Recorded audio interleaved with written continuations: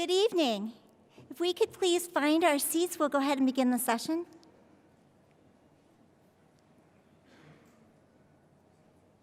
Thank you so much for joining us for the 2015 Carroll C. Arnold Distinguished Lecture.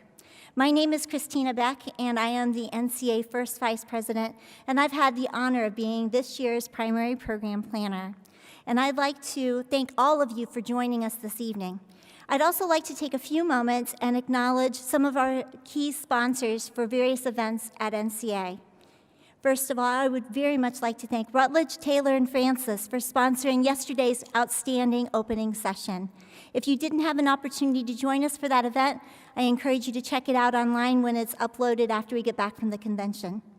I would also like to thank Ohio University Scripps College of Communication and the Ohio University School of Communication Studies for so generously sponsoring or helping to sponsor last night's wonderful welcome reception. And tonight, I would very much like to thank Pearson for sponsoring this event. You're all in for a treat. And now I need to put my glasses on.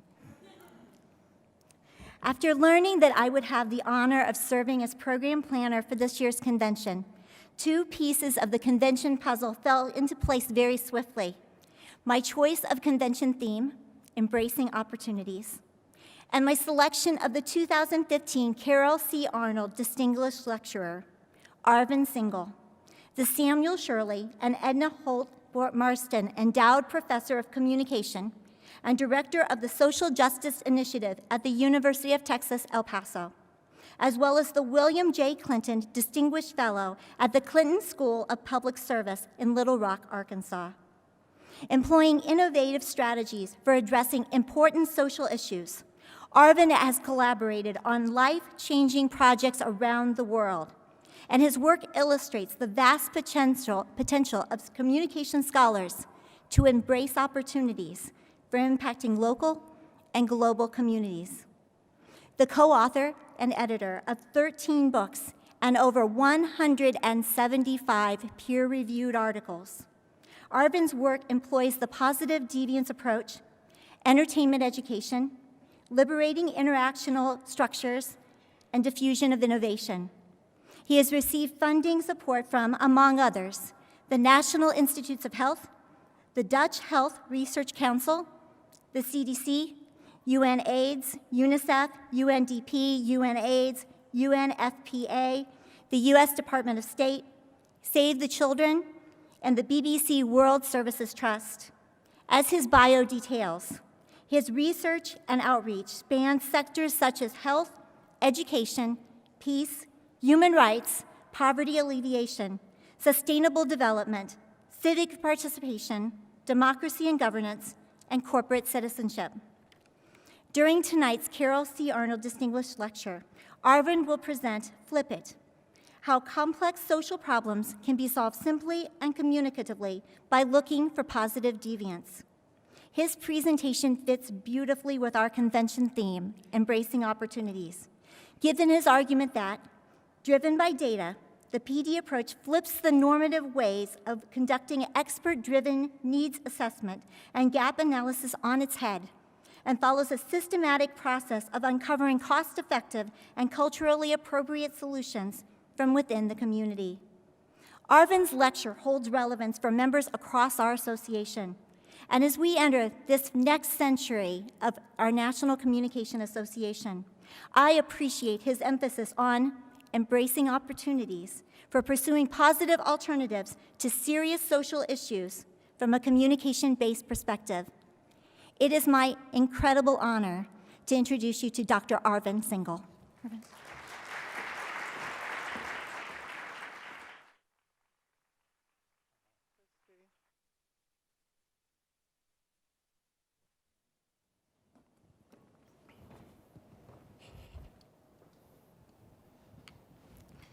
Oh, the spotlights.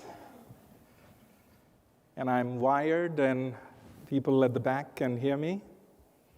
Yes, that's good. And oh,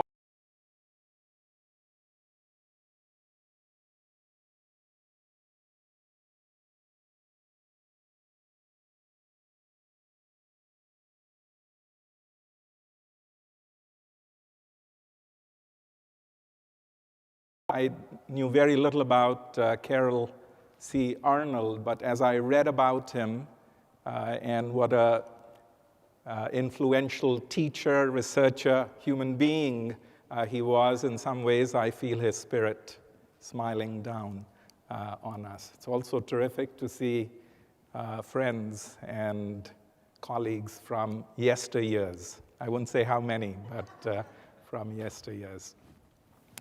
So, flip it.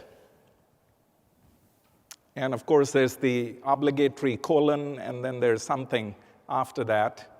And we'll sort of muddle our way through the notion of, what the positive deviance way is, what complex social problems are, and what role communication can possibly play as a discipline, as an area of research, as an area of scholarship, perhaps even as an area of practice. So the first slide is a blank screen. And if you invoke the Zen philosophers, they would say that a blank screen may represent a beginner's mind, a mind that may have many possibilities, a mind that's curious, a mind that's open. And I want to begin with that invitation to you, to see if you can, even if it's temporarily, even if it's momentarily, even if it's for a few minutes, see if you can reset yourself to beginner's mind. Not easy for those who are experts, and I know there are lots of experts here. And it's a challenge that I'm issuing to myself as well as I have this conversation with you.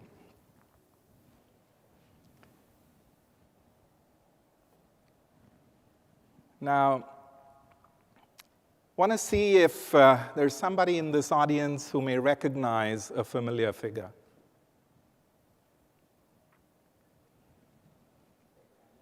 Abraham Lincoln, and you say, Roger, how could you, with pixels on a screen, somebody who existed 150 odd years ago, you're able to recognize him?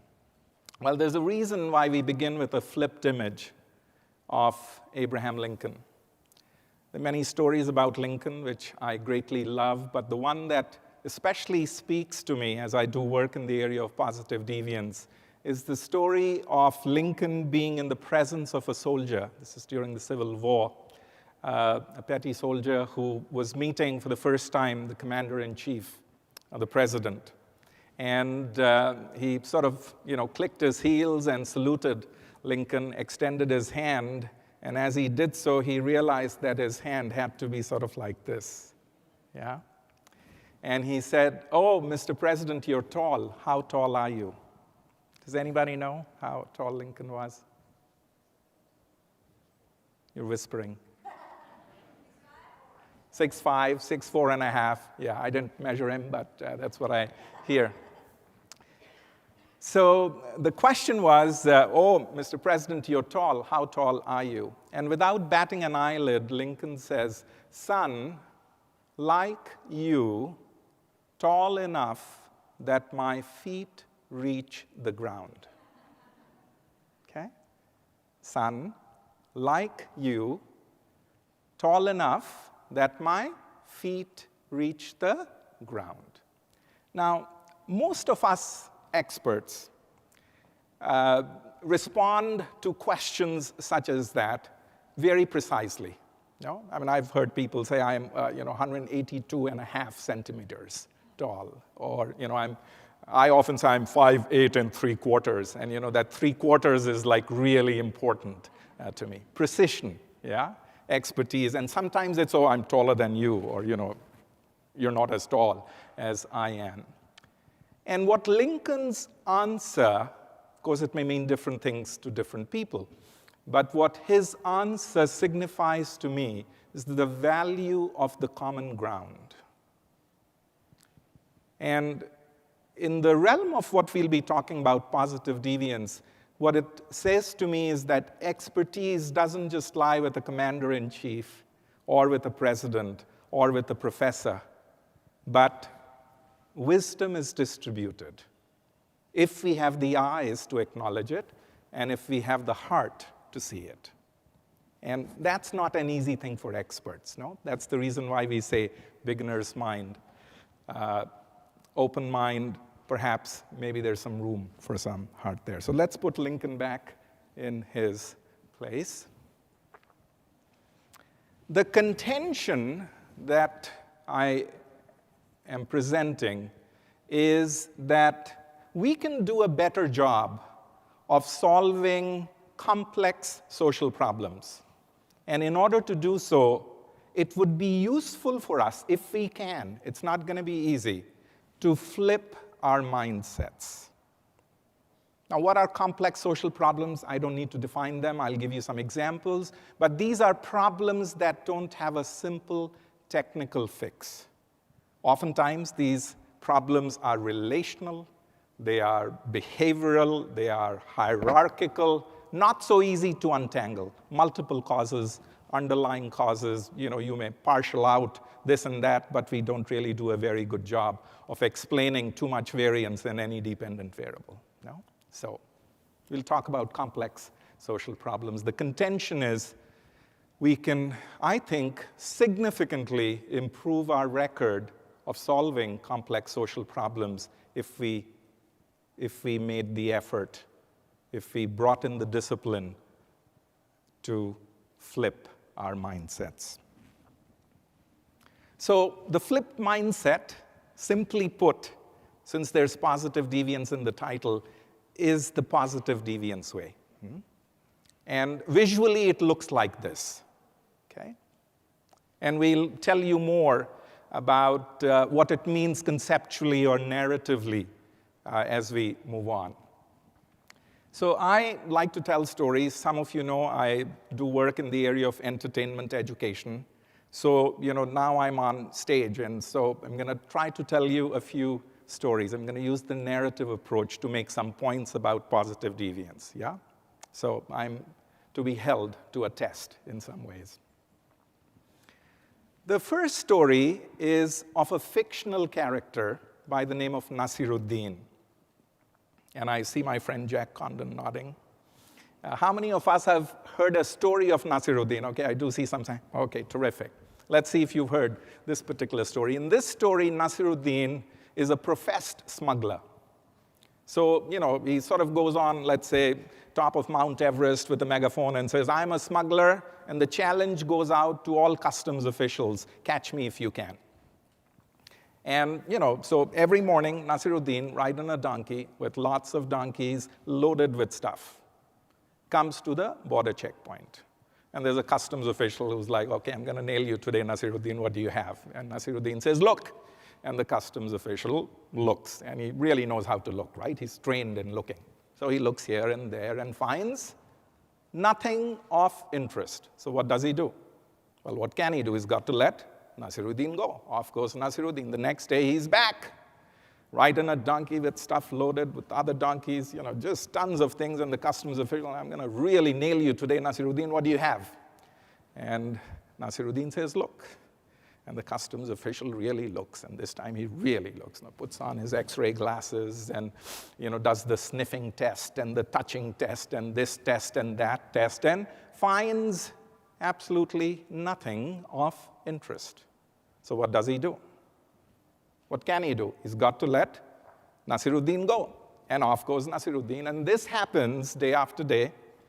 It happens week after week, month after month, year after year, decade after decade, and the customs official is getting increasingly frustrated in his inability to nail Nasiruddin in an act of wrongdoing. So he goes to, maybe he goes to the Harvard School of Customs Checking now to get a senior diploma in, and learns these techniques and learns those techniques, comes to NCA, attends a pre-conference workshop, whatever.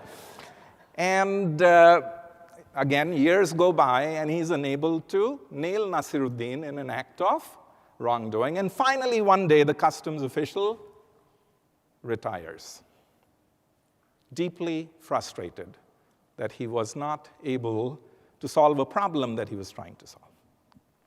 The next day, you can imagine, Nasiruddin goes top of Mount Everest with a megaphone and says, I retire from smuggling. And they happened to meet. Must have been the Starbucks here in this hotel, the long lines at a Starbucks.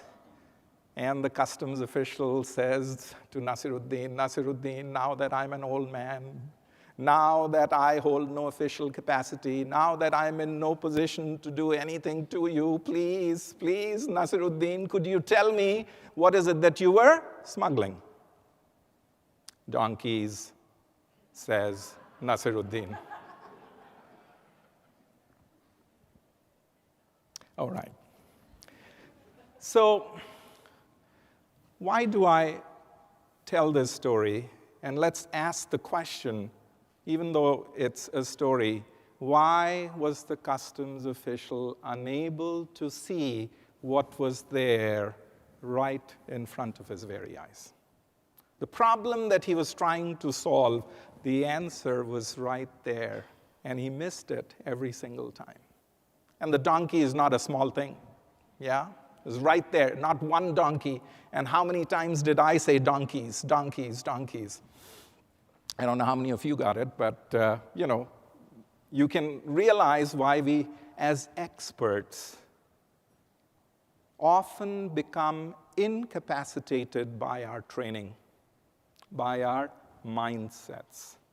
Some people call it trained incapacity. Some people call it occupational psychosis. Some people say that if you're a hammer, the world begins to look like a... You have people who talk about, bounded rationality and those kinds of things as well. So anyway, that's story number one. The question is, what do you see?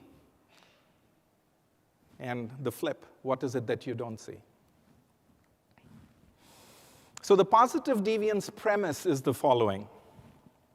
Solutions to complex problems exist. Stare us in the face, we do not see them. We are incapable of seeing them. We are trained, actually, not to see them. We don't even know where to look. And the old problem-solving mindsets get in the way. You ready for story two? Yeah? And who can recognize with pixels and on a screen? Somebody at the back? Mother Teresa? Mm-hmm. So this is, again, a sort of a quintessential story to understand positive deviance, the approach to solving complex social problems. So Mother Teresa, once she arrived in Washington, D.C., and she was greeted by 1,000 people with placards, and a representative walked up and said, Mother, tomorrow we are having a march in Washington. We would like for you to march with us. And she said, my child, what's the march about? He said, well, we are marching against the Vietnam War. And now there's silence. And now she's thinking. And so the representative, so Mother, we are marching against the Vietnam War. You will certainly march with us, right? And she says, my child, if you're going to have a march in Washington against the Vietnam War, I am so sorry. I will not be able to march with you. But my child, if you were to choose to have a march in Washington for peace, I will be the first to lead.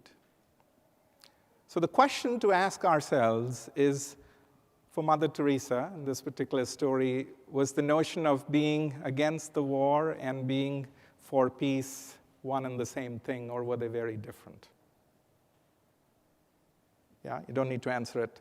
Different enough that for one, I'm so sorry, there are 1,000 of you want me to, and for the other, if you were to so choose, I will be the first to lead. As problem solvers, because we always begin with the problem, we are always against something. Okay? It's a natural mindset. I'm against drug abuse, I'm against teenage pregnancy, I'm against racism, and there's nothing wrong with that. Right? I think what Mother Teresa is telling us is that it always is useful to flip the mindset, because we have the ability to do so, and ask, what is it that you're for?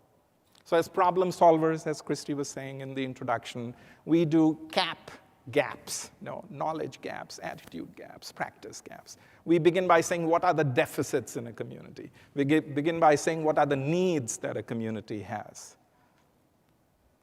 we rarely flip and ask, what are we for?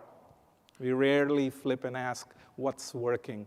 We rarely flip and ask, what are the strengths? What are the assets of a community? We have so much literature on high risk, yeah? And that's okay, nothing wrong with it.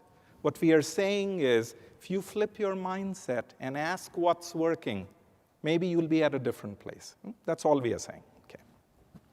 How's it going so far? Going okay? Yeah, these stories, good. I'm seeing a few thumbs up, good. How are we doing on time? Because I lose track of time when I tell stories. It's about 5.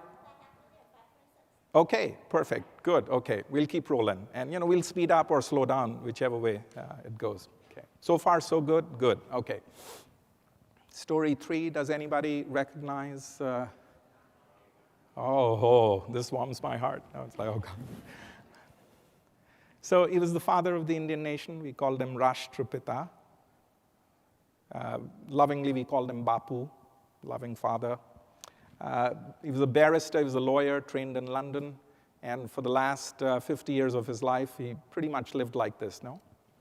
And spun his own cloth. And, you can't see it, but he's wearing a loincloth that he spun with his own.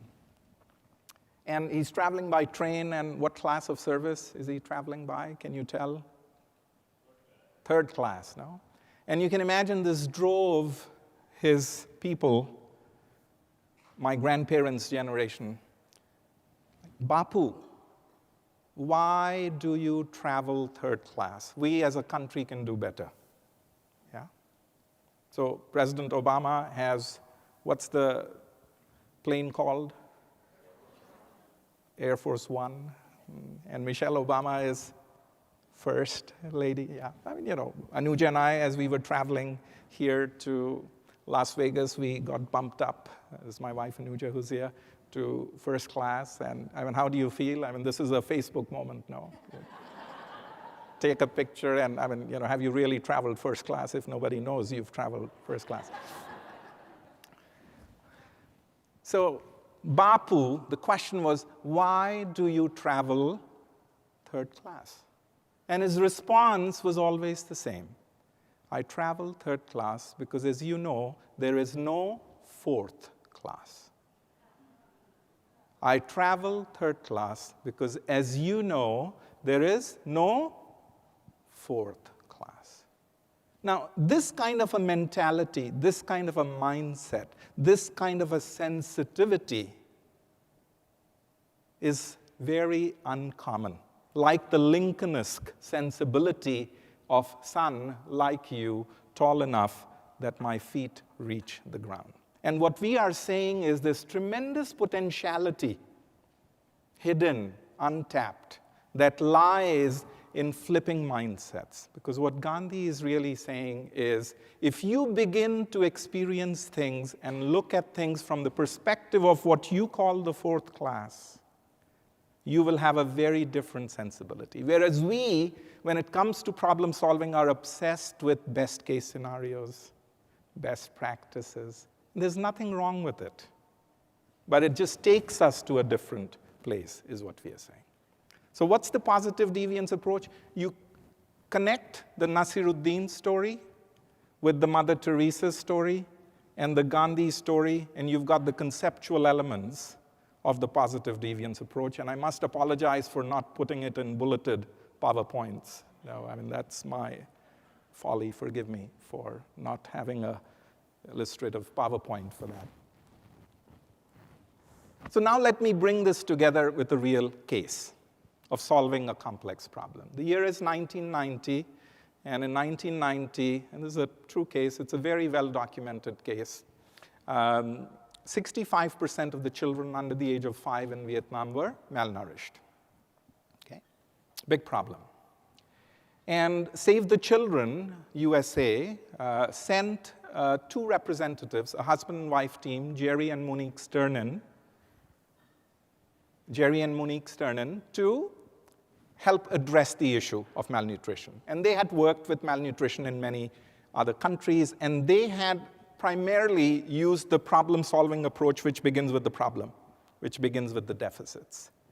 Now, something happened that they had to innovate in Vietnam. They were given 6 months to show results, and at that time there was a publication that had come out of Tufts University which had the title Positive Deviance in it. They read it and they said, by golly, we're going to try to address this problem in a somewhat different way than we have in the past. They'd never done this before, this flipping of the mindset. So this is what they did. They started with 4 communities near Hanoi, where there were 3,000 kids under the age of 5. And of course, you can measure, you can weigh all these 3,000 kids. You can take their circumference, and you can say, based on their growth chart, whether they are malnourished or not, which is what they did. And then they asked this quintessential positive deviance question, which is usually never asked. And this is what the question looked like. And that's Jerry Sternin, and it's a flipped question. No? So Jerry, you can say, was my guru of positive deviance. I first brought him to Ohio University when I was there in 2005, I think. And I said, I'd like to apprentice with you because I had found him in 2004. And he always did this, no? He's like, flip it, flip it, flip it, single flip it, flip it, flip it, no. So the question was the following. Are there children under the age of 5 from poor rural households that are well-nourished? Do you see Mother Teresa here? What's working? Do you see Gandhi here? What's working for the 4th class? And obviously, it's a question to see what you ordinarily can't see.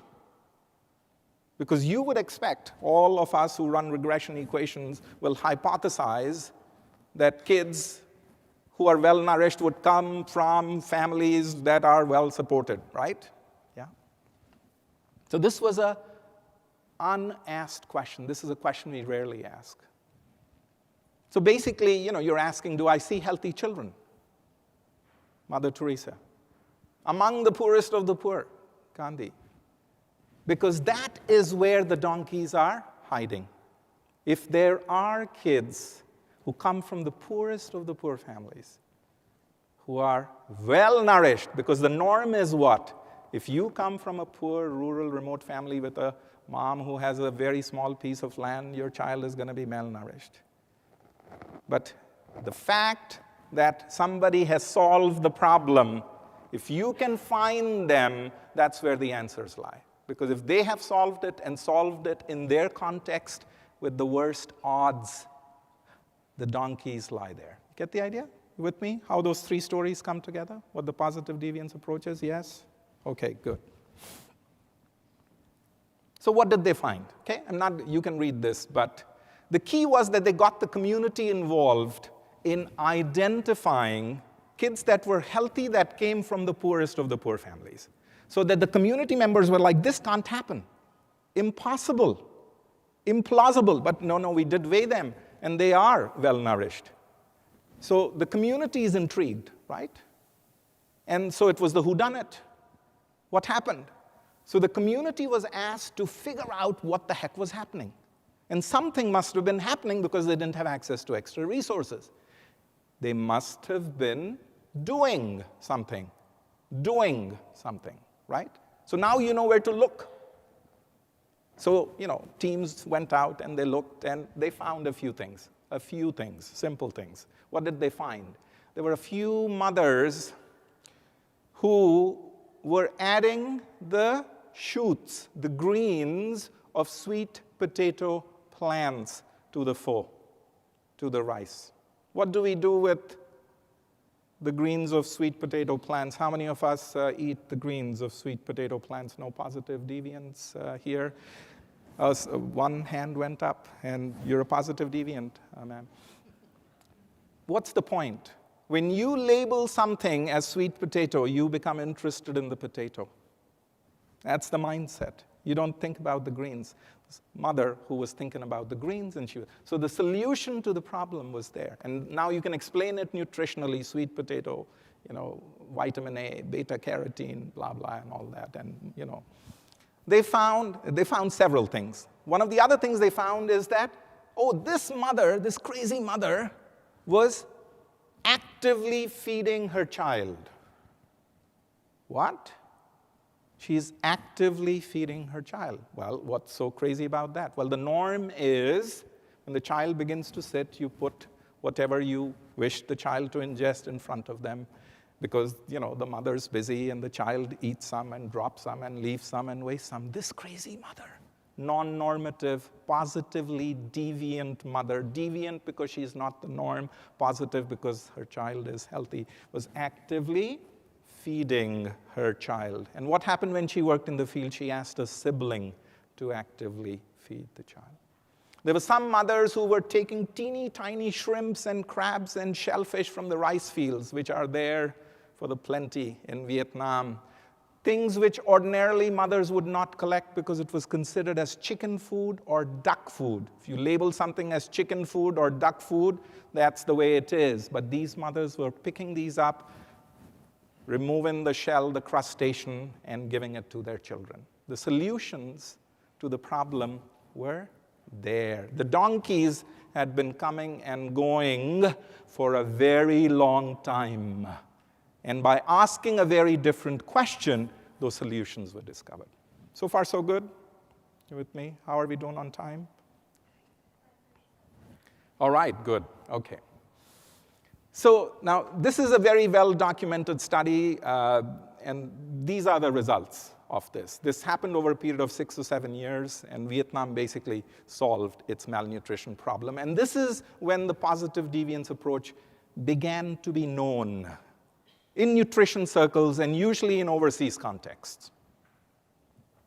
So let's define positive deviance. Now, the visual may again. The premise is that there exists in every community, if we have the eyes to see it, ordinary people who have found extraordinary solutions to existing problems against all odds. They are a very small minority. They're rounding error. They're outliers. And we know what we do with outliers, no? We love normality. We love central tendency. So PD, positive deviance, is bathed in data. In Vietnam, the example that we gave you, 3,000 kids, you weigh them. 35% of them are the green dots, right? Those who are well-nourished. But then you keep eliminating all the green dots, the ones who are well-nourished, until you find somebody who is well-nourished and is unexplainable, right? It's the unexplainable ones that you're interested in. So it's a completely data-driven approach. I'm going to give you 3 quick examples of applications of PD. After PD, positive deviance, began to make inroads. The first time it came to the US was when Jerry and Monique Sternin retired and came back to the US to retire in 2004, which is the first time I met them. And there was a very big, complex problem. There is a very big, complex problem that people are trying to solve and don't know how to solve it. And that's the problem of, I don't know how many of you know, hospital-acquired infections. We go to the hospital to get well. Well, you may get well. But 3.5 million people acquire an infection when they're in the hospital. Infections that they shouldn't acquire. And over 100,000 die. It's a very big public health issue, quite under the radar. Hand hygiene compliance rates, which is a very simple technical thing, washing your hands before you have an encounter with a patient, in US hospitals average about 38%, which means that anytime anybody touches you in a hospital, the likelihood of that hand, that touch being a vector of infection transfer is almost 2 to 1. Yeah, you get the idea? That's the reason why. How do you solve this? You can have directives coming from the 14th floor, as have been coming for the past how many years, and we know what happens, no? The worst offenders are who? Physicians. Among the physicians, who are the worst offenders? Surgeons. Surprise you? Yes. Well, maybe not. They're gods, no? Who's going to tell a surgeon, oh, sir, you did wash your hands, but you just touched your beeper because your wife called, and nobody can, no? So people die because people cannot speak up. Get the idea? It's not a simple issue. It's not a technical issue. It's a complex behavioral issue. So we asked some very simple questions. And again, this study was funded by Robert Wood Johnson Foundation, went on 4 years in 6 hospitals. And I'm just going to give you one example of what we found. But basically, we asked, are there ordinary people? Is there a patient? A patient? I mean, patients are the problem, right? Is there a patient who's figured out a way to make sure that before anybody touches him, that their hands are sanitized? Yes, we found Daryl in Pittsburgh. What does Daryl do? When a healthcare provider walks into his room, Daryl will look at the healthcare provider and smile. And if the healthcare provider doesn't wash their hands or go for the sanitizer, Daryl smiles and then turns his head because he doesn't want to make eye contact. And then what does he do? He turns his head back again, looks at the healthcare provider, smiles, winks, nods, and is telling them, What Daryl does is not normative behavior. Daryl has found a solution. The wisdom to solve the problem exists there with a patient who usually is powerless. He's a positive deviant. So what do you do? The question is, what do you do with what you find? What do you do? So we asked Daryl and the patients, what should we do? Here's wisdom. They said, okay, can we just make a little poster? Cost 50 cents, laminate it. A poster that was designed by the patients, which looked like this. And then we said, what do we do with this poster? Well, just put it right in front of the wall where our bed is. No? Oh, okay, well, what are you going to do? Well, if we don't have the skills of Daryl, if we can't wink and nod, all we do when a healthcare provider walks in is we keep looking at this poster. And we keep smiling. Get the idea? Okay. There were at least a few hundred such nuggets that we found in work in these US hospitals. And again, this is very well documented. This is what happened. While MRSA and hospital-acquired infections are skyrocketing in US hospitals, in these 6 hospitals, in the units that applied positive deviance. Let me give you a case of prisons in Denmark. Denmark does a remarkable job when it comes to the issue of recidivism compared to the US. No, I mean, any country would do well when it comes to the US. Denmark does a very good job of rehabilitating, let's say, its prisoners, but it comes at a very high cost. What's the cost? The people who work in Danish jails, the officials, the jailers, have the highest rates of mental illness. They have the highest rates of absenteeism. The average age for retirement for a government employee in Denmark is over 60. The average age for retirement for those who work in correctional facilities is 48. Get the idea? Stress, burnout. They'd been trying to solve this the conventional way.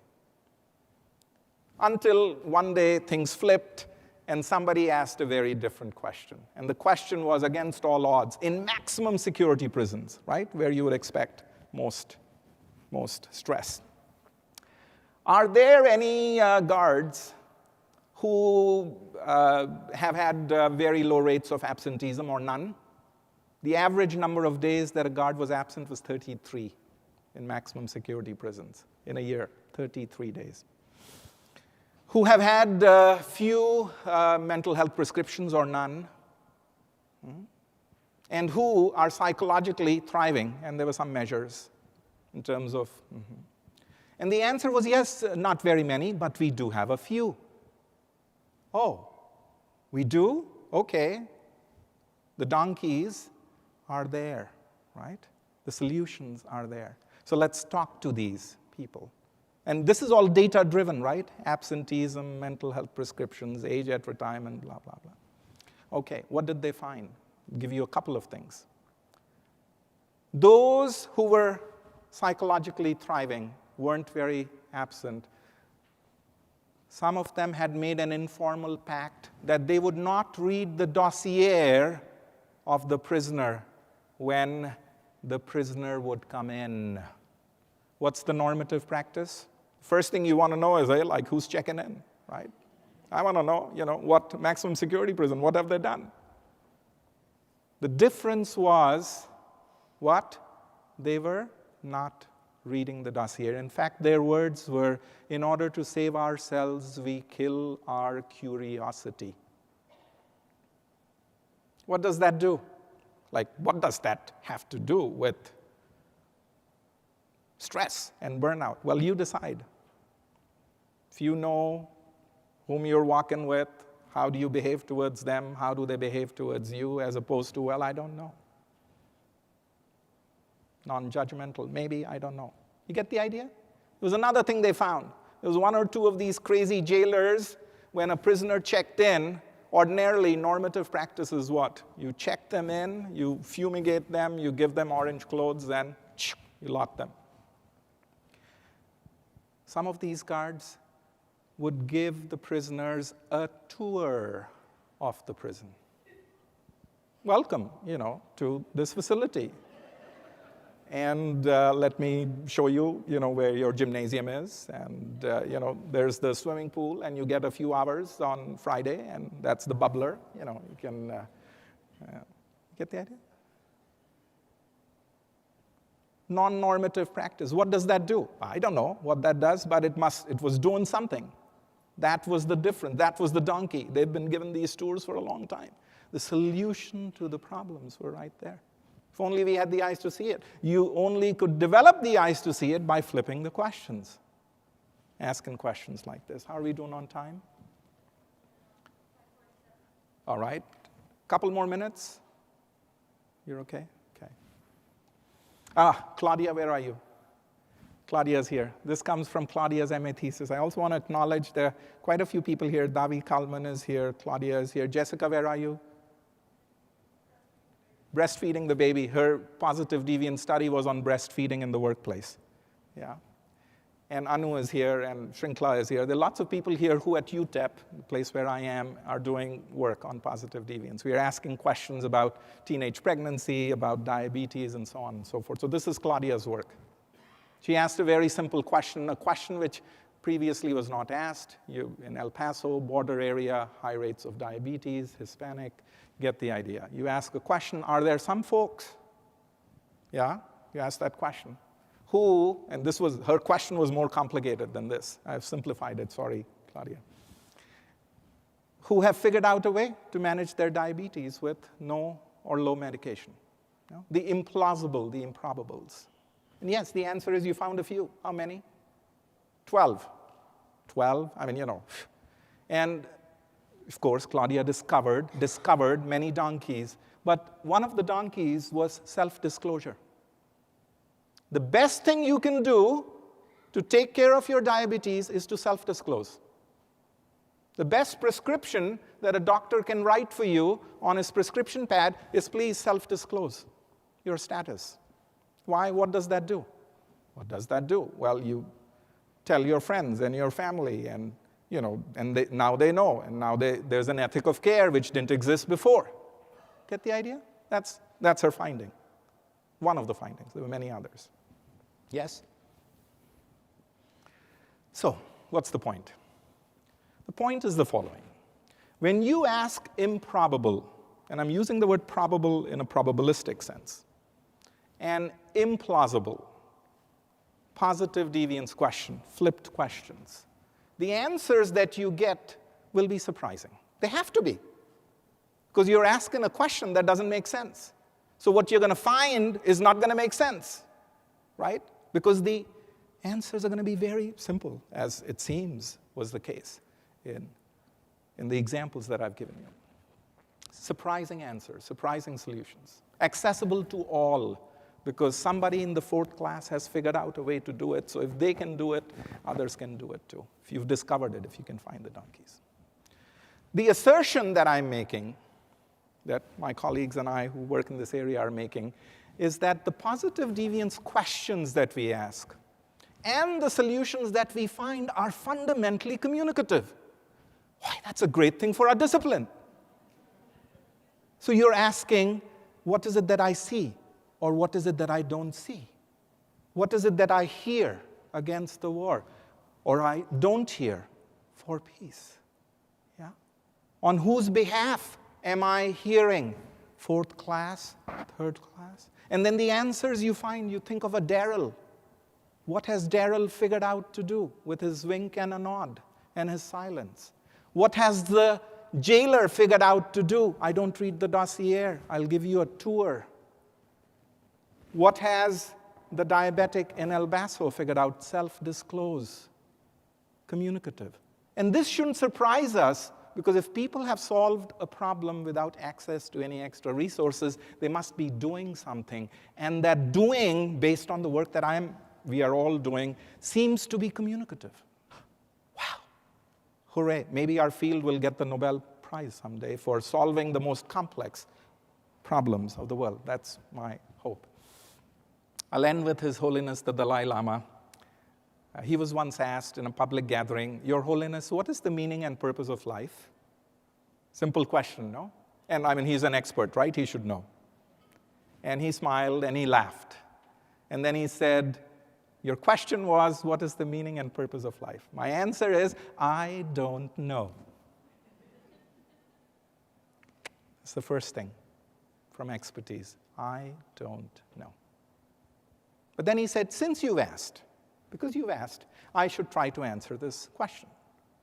And so if the question is, what is the purpose and meaning of life? My answer is, the whole purpose and meaning of life is to spread the Walmart.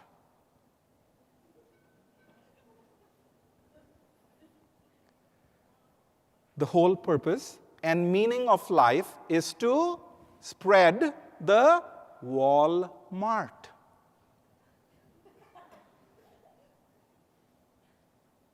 And I think there were chuckles. Your Holiness, I mean, are you on acid or, He said, yes, the whole purpose and meaning of life is to spread the warm heart.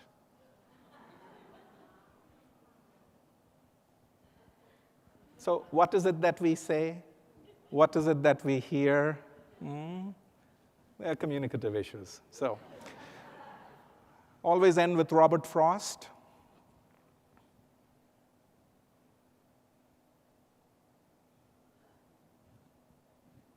Thank you very much.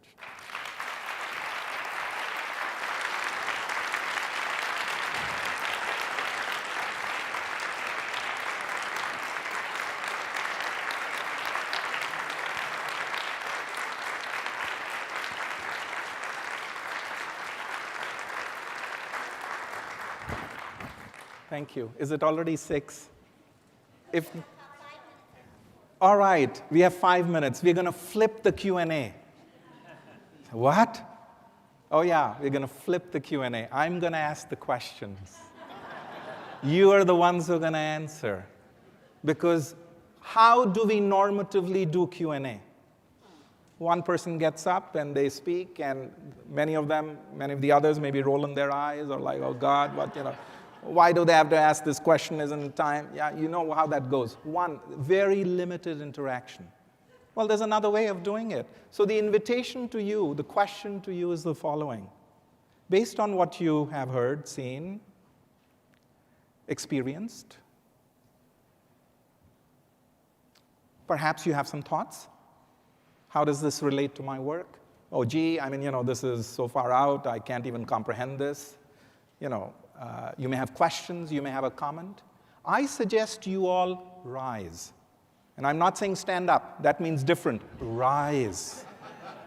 Please rise. Rise, rise, rise, stand up. Rise. See, you understand stand up. Rise. Get in a group of 4, okay? In a group of 4. So find 4 people. It can be 3, doesn't matter. Spend 30 seconds in that group of 4 sharing your first thought. Okay? Start now.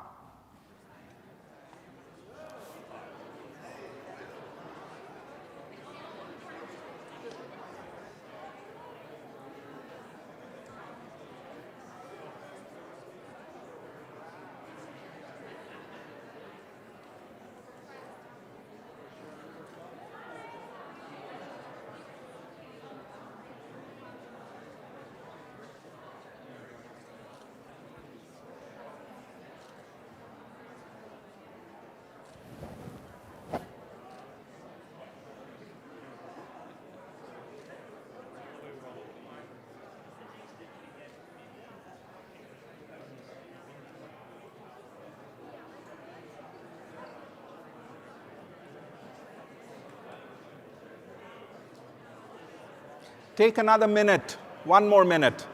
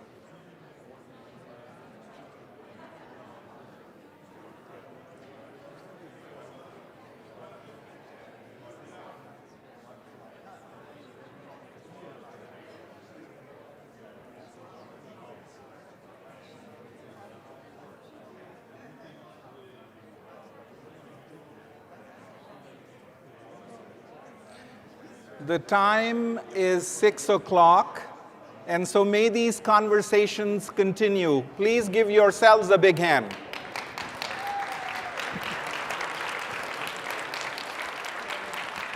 All right.